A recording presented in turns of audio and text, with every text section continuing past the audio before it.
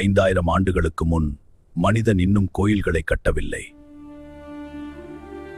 அவன் வானத்தை பார்த்தான், நதியை பார்த்தான், விலங்குகளை பார்த்தான், இயற்கையே கடவுளா கண்டான். அதுதான் சிந்து சமவெளி மக்கள். முத்திரைகளில் மீண்டும் மீண்டும் தோன்றும் ஒரு உருவம். திமில் கொண்ட காளை.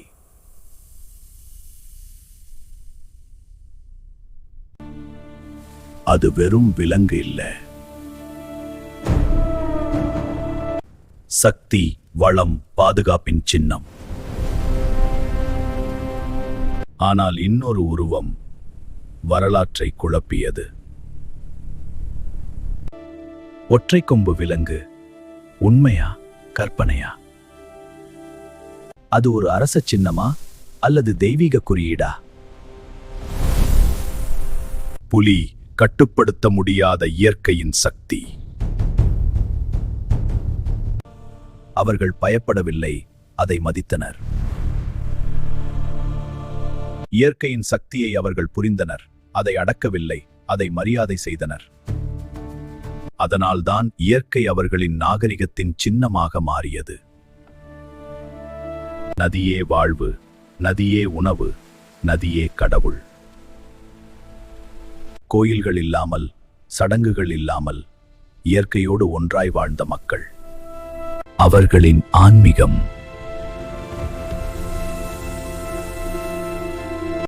இன்றும் நம்முள் வாழ்கிறது.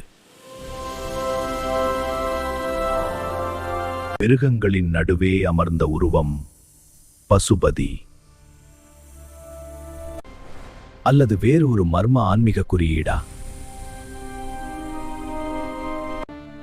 இது பின்னாளில் உருவான சிவ வழிபாட்டின் ஆரம்பமா? மண்ணின் அடியில் மறைந்திருந்த ஒரு ரகசியம். லோத்தல் மற்றும் காளிபங்கன் பகுதிகளில் நெருப்புக் குழிகள் கண்டெடுக்கப்பட்டுள்ளன.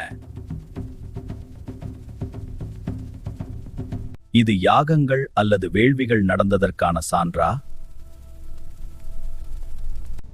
ஆனால் இன்னொரு கண்டுபிடிப்பு. கல் மற்றும் மண்ணாலான உருண்டையான அமைப்புகள்.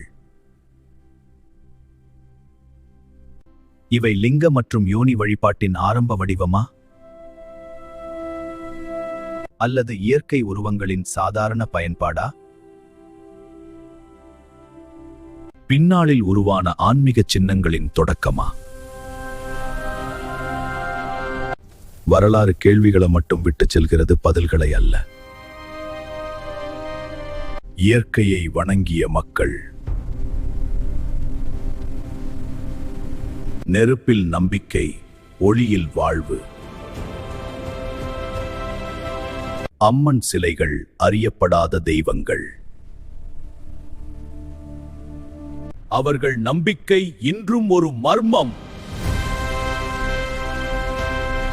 சிந்து சமவெளி நாகரிகத்தில் ஒரு மர்ம உருவம். 3 முகங்களுடன் தலையில் கொம்புகள் கொண்ட பசுபதி.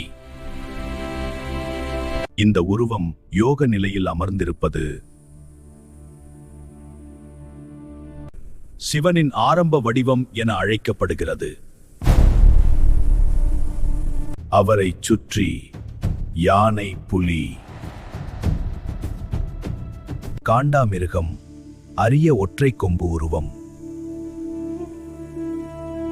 இருக்கைக்கு கீழே 2 மான்கள் அமைந்துள்ளன. இது இயற்கை மற்றும் சக்தியை இணைக்கும் ரீதியை குறிக்கிறது. 3 முகங்கள், கொம்புகள், விலங்குகள். மக்கள் இதனை பசுபதி என கருதினர். ஆன்மீக சக்தியின் ஆரம்ப வடிவம் என அழைக்கப்பட்டது. இந்த உருவம் வெறும் சிலை அல்ல. இது பண்டைய நாகரிகத்தில் நடக்கும் மாயாஜால உலகத்தை பிரதிபலிக்கிறது. சிந்து சமவெளி மக்கள் ஆன்மீகத்தையும் இயற்கையையும் ஒருங்கிணைத்தனர். பசுபதி உருவம் அதற்கான ஆதாரமாக விளங்குகிறது. இவ்வளவு சிக்கலான வடிவமைப்பும் மூலக்கலை சிந்தனையும் காட்டுகிறது. பசுபதி மர்மமும் ஆன்மீக சக்தியும் ஒரு உருவத்தில் இணைந்தது. ஹிஸ்டரி வேர்ல்ட் தமிழுடன் வரலாற்றின் பயணத்தில் சேருங்கள்.